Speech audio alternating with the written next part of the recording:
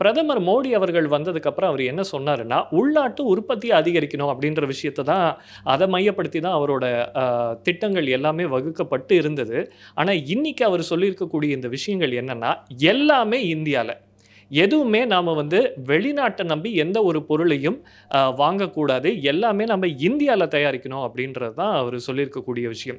இத நம்ம எப்படி புரிஞ்சுக்கலாம் அப்படின்னா, இந்தியாவினுடைய விமானப்படை இப்ப கொஞ்சம் வீக்கான நிலைமையில இருக்கு. அதற்கு காரணம் என்னன்னா, இந்தியால இருக்கக்கூடிய இந்த போர் விமானங்கள் அப்படின்றது, அ அதனுடைய ஜெனரேஷன் அது வந்து கொஞ்சம் பழையதா இருக்கு. இதை வந்து பேலன்ஸ் பண்றதுக்காக தான் நம்ம தேஜஸ் அப்படின்ற போர் விமானத்த கண்டுபிடிச்சோம். ஆனா, அந்த போர் விமானத்துக்கான இன்ஜின் அப்படின்றது அமெரிக்கால இருந்து தான் வர வேண்டியது இருக்கு. அமெரிக்கா திட்டமிட்டு அந்த போர் இன்ஜினை நமக்கு வழங்குவதற்கு காலதாமதம் செய்தது.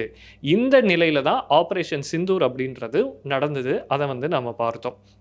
இப்போ அமெரிக்கா வந்து 6த் ஜெனரேஷன் ஃபைட்டருக்கு போயிட்டாங்க.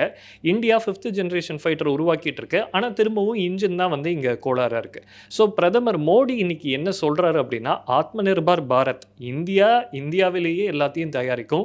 குறிப்பா ஜெட் இன்ஜின்ஸ நாம இந்தியால தயாரிப்போம் அப்படின்றத மிகவும் உறுதியா சொல்றாரு. ஜெட் இன்ஜின் டெக்னாலஜி அப்படின்றத நம்ம கண்டுபிடிக்கிறதுக்கு பல ஆண்டுகளா முயற்சி செஞ்சுகிட்டு தான் இருக்கோம். இதுவரைக்கும் நமக்கு முழுமையான வெற்றி கிடைக்கல. ஆனா பிரதமர் மோடி என்ன சொல்றாருன்னா, நிச்சயமா நாம அதுல வெற்றி பெறுவோம் அப்படின்னு சொல்றாரு. அதுக்கு ஏத்த மாதிரியான செய்திகளும் வெளியாயிட்டு இருக்கு. 5த் ஜெனரேஷன் ஃபைட்டருக்கான என்ஜின நம்ம பிரான்ஸோட சேர்ந்து செய்றோம்.